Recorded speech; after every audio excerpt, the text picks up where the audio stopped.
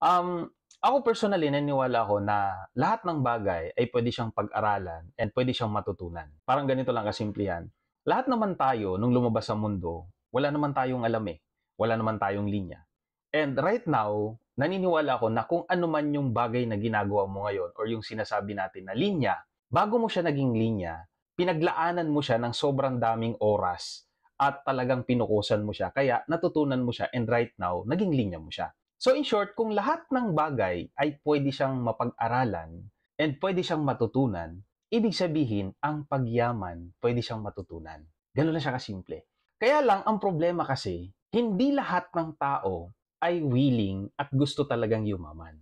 Yung kasi yung bottom line talaga doon. Bakit? Kasi may mga common teachings na na-impart kasi sa atin, especially nung bata pa tayo, di ba? So, anong sabi sa atin or anong common na naririnig natin? Huwag ka na masyadong mangarap na malaki, baka pag nag-fail ka, masaktan ka lang, di ba? May mga nagsasabi pa na huwag ka na mangarap yumaman, ang mayaman, mahirap makapasok sa langit yan, or ang mayaman daw hindi makakarating sa langit, di ba? So may mga ganong klaseng mentality. So yun ang problema.